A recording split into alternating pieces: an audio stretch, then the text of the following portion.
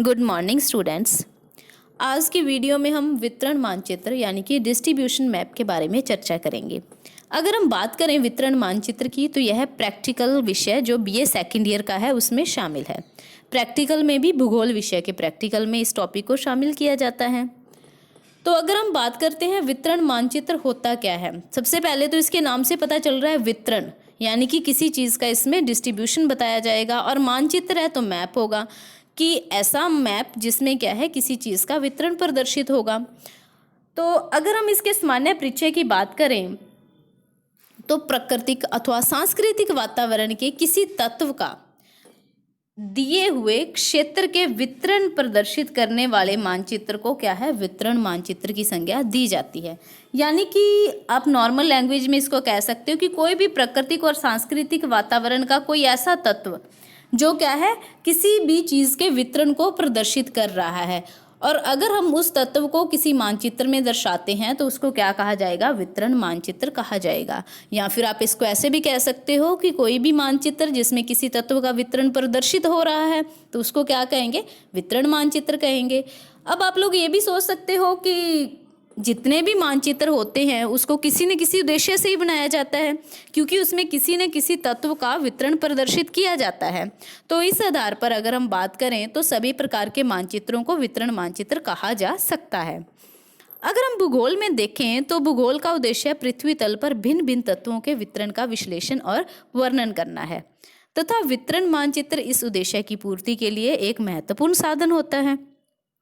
अगर हम देखें कि वितरण मानचित्र में जो वितरण प्रदर्शित किए जाते हैं जिन तत्वों के, तो उनमें किन किन तत्वों को शामिल किया जाता है। सबसे पहले हम बात करते हैं घनत्व।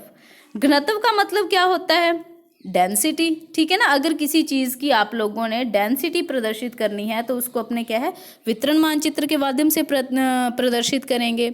इसके बाद अगर किसी का प्रतिरूप दिखाना है यानी कि पैटर्न हो गया, परिक्षेपण यानी कि डिस्पर्शन हो गया। तो इस प्रकार क्या है इन तत्वों के आधार पर स्थानों या क्षेत्रों के तुलनात्मक महत्व को समझा जा सकता है। और यही कारण ऐसा है जिसमें क्या है कि भूगोल सहित अगर हम अनेक विषयों में भी देखें तो वितरण मानचित्र का प्रयोग क्या है दिनों दिन बहुत अधिक बढ़ रहा है, और इसमें आवश्यकता अनुसार नए नए प्रकार के मानचित्रों की रचना भी की जा रही है। और अगर हम आधुनिक समय में देखें तो जो वितरण मानचित्र है इसका क्षेत्र बहुत व्यापक हो गया है। अगर हम इसमें बात करते हैं इसके कंटेंट्स की तो इसकी सही संख्या बतलाना क्या हो गया है, कठिन कार्य हो गया है। अगर देखें कि वितरण मानचित्र है जो इसका प्रयोग किया कहाँ पे जाता है, तो सबसे पहले अगर हम बात करें कि वितरण मानचित्र को प्रदर्शित करने के लिए या फिर दर्शाने के लिए किन किन चीज़ों का ध्यान रखना आवश्यक होता है, तो नंबर 1 पे हम देखेंगे कि मानचित्र में प्रदर्शित किए जाने वाले तत्वों के सही सांख्यिकी आंकड़े होने चाहिए। यानी कि अगर हमें किसी भी चीज़ का वितरण प्रदर्शित करना है तो उसके लिए हमें उसके स्टैटिक्स डाटा जो हैं उसका हमें सही उसका ज्ञान होना चाहिए, यानी कि हमारे पास करेक्ट डाटा होना चाहिए। और इसके बाद अगर हम देखें तो किसी भी जो मानचित्र को हम दर्शा रहे हैं उसका क्या है समक्षेत्र मानचित्र पर बनाया गया रूपरेखा मानचित्र, यानी कि उसका आउटलाइन मैप जिसमें क्या है आवश्यकता अनुसार आप प्रशासनिक या फिर प्राकृतिक विभागों की सीमाएं अंकित हों वो भी हमारे पास होना चाहिए। और इसके अलावा अगर हम बात करें तो जिस संबंधित क्षेत्र या फिर देश की आवश्यकता सहायक मानचित्र, जैसे मान लो कि डॉट मेथड है, डॉट मेथड यानी कि बिंदु विधि है, इसके द्वारा क्या होता है कि किसी भी जनसंख्या का प्रदर्शन होता है। आप लोग आगे डॉट मेथड करोगे जिसमें क्या है कि किसी भी चीज़ की जो जनसंख्या है किसी भी जगह की तो उसको क्या है आप डॉट के माध्यम से दर्शाओगे। तो इसके लिए स्थलाकृतिक मानचित्र जैसे नगरीय ग्रामीण बस्तियों की स्थितियाँ दी गई हों। इस प्रकार अगर हम देखें तो परिवहन मार्गों के लिए उच्चावच हो गया, अपवाह मानचित्र के लिए फसलों का, और इसके अलावा देखें तो फसलों का वितरण दिखलाने के लिए जलवायु हो गई और मृदा मानचित्र हो गया। तो इन सभी की क्या है अलग अलग आवश्यकता होती है। और वहीं अगर हम बात करें मानचित्रण सामग्री की और इसके जो आवश्यक उपकरण होते हैं उनका भी ध्यान रखना बहुत आवश्यक होता है। अब हम इसमें बात करते हैं वितरण मानचित्र बनाने की विधियों की। तो जो हमारा मेन कॉन्सेप्ट है तो वितरण मानचित्र बनाने वाली जो विधियां हैं इसको मेनली क्या है 2 भागों में बांटा गया है। 2 भाग कौन कौन से हैं, एक तो हो गया अमात्रात्मक विधि और एक हो गया मात्रात्मक विधि।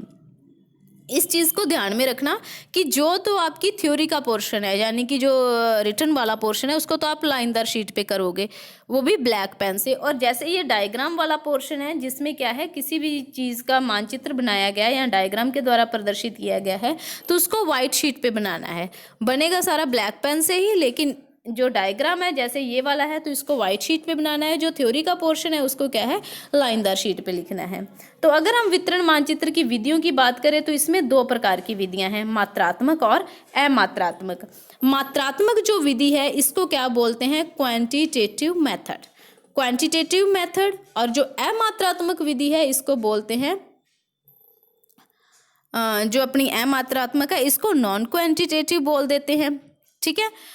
अगर हम बात करें कि अमात्रात्मक विधि की, तो अमात्रात्मक जो विधि है इसमें क्या है कि रंगारेख, सामान्य छाया विधि, चित्रीय विधि, वर्ण प्रतीकी विधि और नामांकन विधियां शामिल की जाती हैं। इसकी जो मतलब इनके जो नाम हैं आपने इंग्लिश में वाइट शीट में लिख के बनाने हैं, तो उसकी भी एक फ़ोटोज़ आपको सेंड कर दी जाएगी, एक फ़ोटो जो जिसमें इंग्लिश में नाम लिखे होंगे। तो अगर आप इसके नाम साथ के साथ नोट करना चाहें तो साथ के साथ भी नोट कर सकते हैं।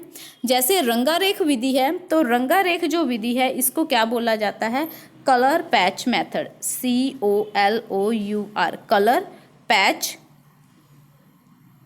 मेथड।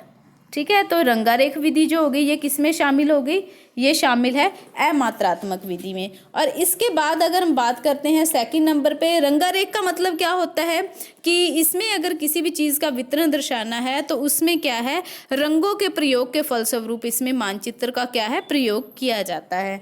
सेकंड नंबर पे अगर हम बात करते हैं तो इसमें आता है सामान्य छाया विधि। सामान्य छाया विधि को आप क्या लिखोगे, सिंपल शेड मेथड। ठीक है ना, सामान्य को सिंपल बोल दिया और छाया को शेड, और मेथड सिंपल शेड मेथड, यानी कि सामान्य छाया विधि। इसमें क्या होता है कि इसमें होती तो ये रंगारेख विधि की जैसी है, पर अंतर इसमें इतना होता है कि इसमें रंगों के स्थान पर क्या है, काली स्याही का इसमें प्रयोग किया जाता है। और वहीं अगर इसमें हम थर्ड नंबर पे बात करते हैं तो इसमें आती है चित्रीय विधि। चित्रीय को क्या बोलते हैं, पिक्चोरियल मेथड जिसको आप कह दोगे।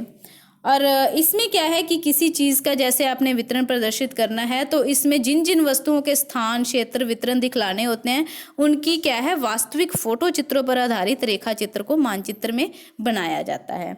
और इसके बाद अगर हम बात करते हैं वर्ण प्रतीकी की, वर्ण प्रतीकी को क्या बोला जाता है, कोरोस्मैटिक।